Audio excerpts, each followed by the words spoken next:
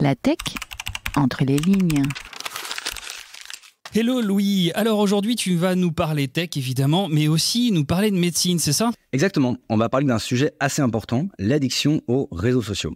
Alors, il y a de nombreux articles qui se penchent sur ce sujet et j'ai donc dû choisir. Je vous propose de regarder un papier qui date de 2013 et qui s'intitule « Social Networking Addictions, Emerging Themes and Issues ». Donc, l'addiction aux réseaux sociaux, premier sujet, premier problème. Pour être précis, c'était même l'édito du Journal of Addiction Research and Therapy, donc un papier assez important à l'époque. Il a été rédigé par Mark Griffiths, qui est psychologue et spécialiste des comportements d'addiction. Il donne cours à l'université de Nottingham, au Royaume-Uni, et il dirige le International Gaming Research Unit. Il a écrit plus de 1400 articles de recherche, a reçu des dizaines de prix pour ses travaux, et c'est donc un ponte des questions d'addiction, surtout aux jeux. On peut dire qu'il sait de quoi il parle. D'accord. Et en 2013, Mark Griffiths pointe donc l'émergence des questions d'addiction et aux réseaux sociaux, c'est ça ?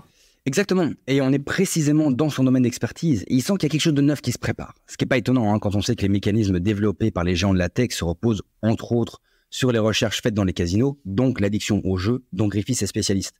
Mais il n'est pas tout à fait certain qu'il s'agisse vraiment d'addiction ou juste d'usage intensif ou excessif. Mais selon lui, il y a quand même une question qui mérite d'être posée et c'est pour ça qu'il en a fait l'édito du journal. Je te vois venir. En fait, c'est quoi ? Qu'est-ce qui différencie l'addiction d'un usage intensif, voire même abusif ?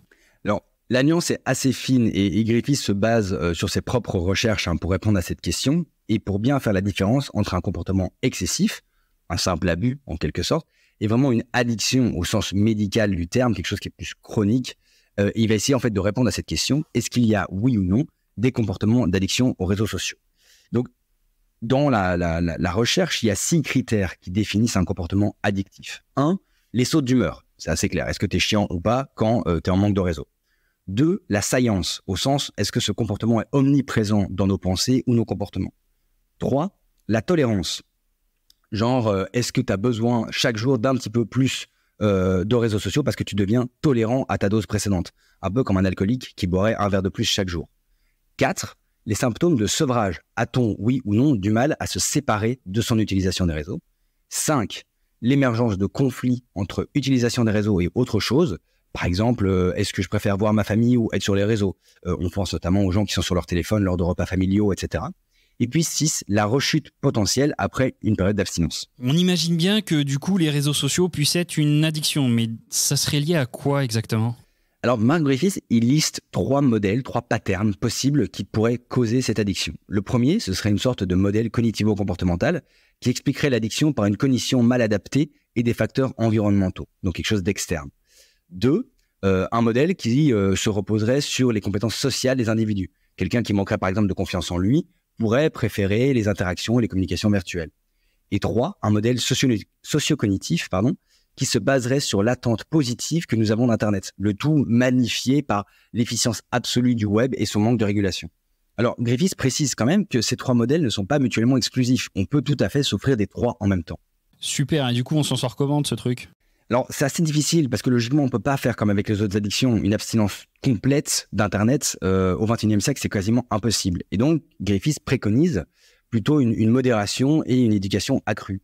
Mais on s'en doute, c'est carrément plus difficile. Moi, j'aime bien cette phrase de Saint-Augustin qui disait « L'abstinence totale est plus facile que la parfaite modération ». Autrement dit, potentiellement, ce serait plus dur de sortir de l'addiction aux réseaux sociaux que l'addiction à l'alcool.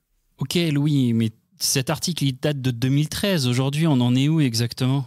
Effectivement, on est plus de 10 ans plus tard, donc difficile de vraiment faire un état de l'art complet aujourd'hui, mais l'addiction aux réseaux sociaux est, dans la culture populaire, considérée comme actée. Et en 2023, la computer addiction fait partie des domaines de recherche du fameux Journal of Addiction Research and Therapy. Il y a également de nombreux articles, dont je parlerai peut-être plus tard, qui relèvent les bénéfices et les inconvénients des réseaux ainsi que leur dimension addictive.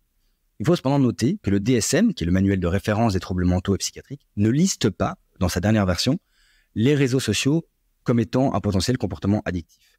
Alors, hasard du calendrier ou non, cette dernière édition du DSM date également de 2013, comme le papier de Griffiths. À voir comment ce sera traité dans la prochaine version, mais ce qui est certain, c'est qu'il y a encore pas mal de choses à analyser et pas mal de boulot.